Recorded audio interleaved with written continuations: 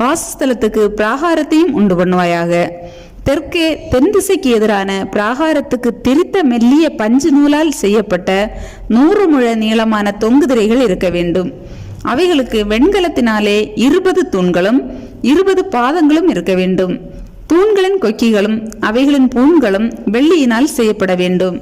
அப்படியே வடபக்கத்தின் நீளத்திற்கும் 100 முழ நீளமான தொங்கு திரைகள் இருக்க வேண்டும். அவைகளுக்கு 20 தூண்களும் அவைகளுக்கு 20 பாதங்களும் வெண்கலமாய் இருக்க வேண்டும். தூண்களில் கொக்கிகளும் பூண்களும் வெள்ளியினால் செய்யப்பட வேண்டும். பிராகாரத்தின் மேற்பக்கமான அகலத்திற்கு 50 முழ நீளமான தொங்கு திரைகள் இருக்க வேண்டும். அவைகளுக்கு 10 தூண்களும் அவைகளுக்கு 10 பாதங்களும் இருக்க வேண்டும்.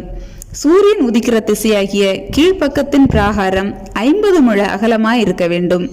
அங்கே ஒரு புறத்திற்கு 15 முழ நீளமான தொங்கு திரைகளும் அவைகளுக்கு 3 தூண்களும் அவைகளுக்கு 3 பாதங்களும் இருக்க வேண்டும். மறுபுறத்துக்கு 15 முழ நீளமான தொங்கு திரைகளும் அவைகளுக்கு 3 தூண்களும் அவைகளுக்கு 3 பாதங்களும் இருக்க வேண்டும். பிராகாரத்தின் வாசலுக்கு இளநீல நூலாலும் இரத்தாம்பர நூலாலும் சிவப்பு நூலாலும் திரித்த மெல்லிய பஞ்சு நூலாலும் சித்திர தையல் வேலையாய் செய்யப்பட்ட 20 முழ நீளமான ஒரு தொங்கு திரையும் அதற்கு 4 தூண்களும் அவைகளுக்கு 4 பாதங்களும் இருக்க வேண்டும்.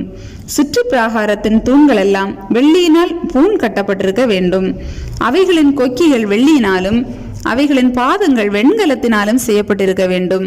பிராகாரத்தின் நீளம் 100 முழமும் இருபுறத்து அகலம் 50 முழமும் உயரம் 5 முழமுமாய் இருப்பதாக. அதன் தொங்கல்கள் திரித்த மெல்லிய பஞ்சு நூலினால் செய்யப்பட்டு அதன் தூண்களின் பாதங்கள் வெண்கலமாய் இருக்க வேண்டும்.